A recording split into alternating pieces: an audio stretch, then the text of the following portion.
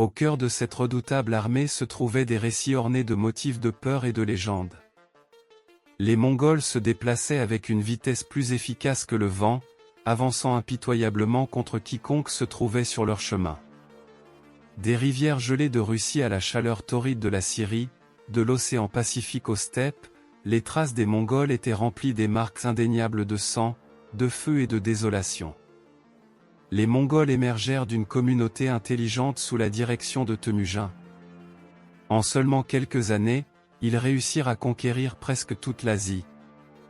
Les soldats mongols étaient décrits comme étant parmi les guerriers les plus impitoyables de l'histoire. Cependant, cette pure force brutale et cette violence étaient soutenues par une vaste organisation et un système développé par Genghis Khan.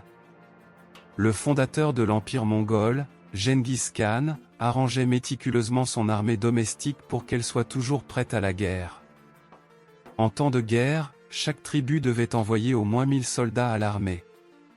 Ces soldats formaient des unités appelées « tumans », et la grande majorité de l'armée mongole était composée de ces unités. De plus, diverses unités de 10 000 cavaliers appelés « korchi », chargés directement de protéger le khan mongol, formaient l'épine dorsale de l'armée. La structure méritocratique de l'armée mongole permettait à certains soldats de devenir des commandants mongols renommés, tels que Subutai, connu notamment pour ses campagnes en Russie et en Europe de l'Est.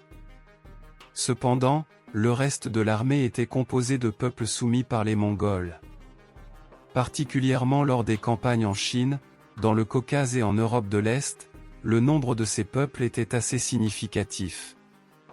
Une des caractéristiques les plus frappantes de l'armée mongole n'était pas seulement les manœuvres effectuées pour surprendre l'ennemi sur le champ de bataille, mais aussi la capacité à se déplacer rapidement d'un endroit à un autre.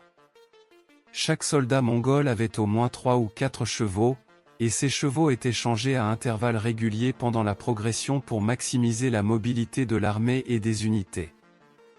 Les unités mongoles vues en Europe de l'Est en 1241 ont établi un record de vitesse incroyable à cette époque en avançant à une vitesse quotidienne d'environ 160 km.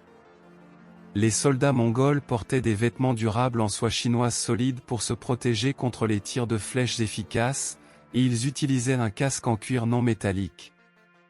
Chaque soldat portait un ensemble standard d'armes comprenant une hache, une masse, une lance et 2 arcs. Cela permettait à un arc d'être léger et adapté pour des tirs rapides et successifs, tandis que l'autre était plus lourd et avait une portée plus longue. Les soldats mongols se nourrissaient de viande séchée qu'ils portaient, fournissant ainsi l'énergie nécessaire à l'armée. Cependant, il y avait toujours un problème qui défiait les commandants mongols, nourrir l'armée massive. Pour résoudre ce problème, les soldats consommaient la viande séchée qu'ils portaient à intervalles réguliers. De plus, obtenir des informations détaillées nécessaires pour recueillir des renseignements et lancer des attaques dans la vaste géographie de l'Empire mongol était d'une importance cruciale. Par conséquent, les espions mongols rassemblaient des rapports complets, collectant des informations détaillées sur le terrain et l'ennemi avant de diriger de vastes mouvements d'invasion dans des territoires étrangers.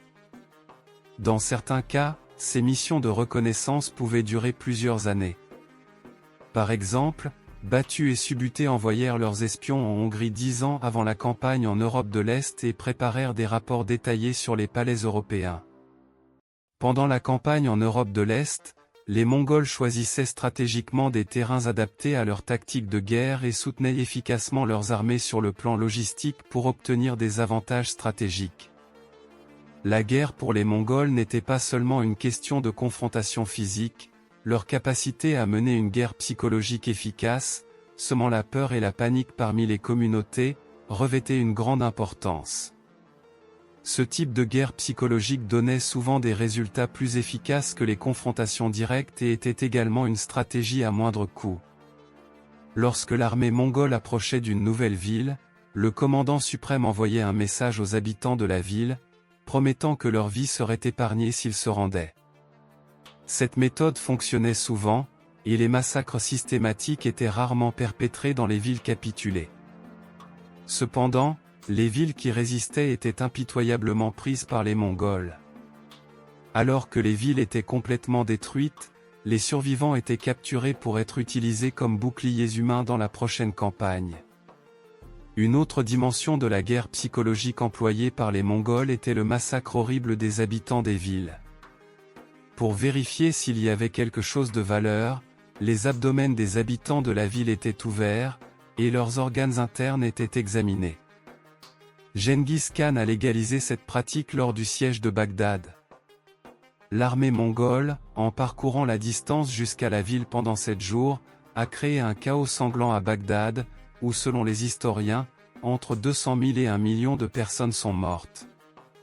Pour la continuité de la guerre psychologique utilisée par les Mongols, tout le monde vivant dans les villes capturées apprenait ce qui était arrivé à ceux qui ne se rendaient pas le plus tôt possible. Avant d'apparaître devant les villes, les Mongols créaient de fausses supplications, forçant la population ennemie à atteindre la ville dans la panique. Le nuage de poussière énorme ainsi créé donnait l'impression que l'armée mongole approchait. Les Mongols avaient établi un ordre massif pour mettre en œuvre efficacement leur stratégie même en période de chaos. Des drapeaux colorés étaient utilisés comme moyen de communication efficace entre différentes unités. Les tactiques utilisées par les Mongols dans les batailles rangées donnaient des résultats réussis lorsqu'elles étaient utilisées efficacement. Les armées étaient généralement organisées en 2 groupes distincts. Les archers montés, en soumettant la ligne de défense ennemie à un feu intense de flèches, perturbaient la ligne. Ensuite, la cavalerie portant des lances avançait rapidement vers l'ennemi, brisant la ligne et dispersant les unités ennemies. Le chaos et la panique créés par le feu des archers combinés à la charge de la cavalerie se transformaient en désastre pour l'ennemi.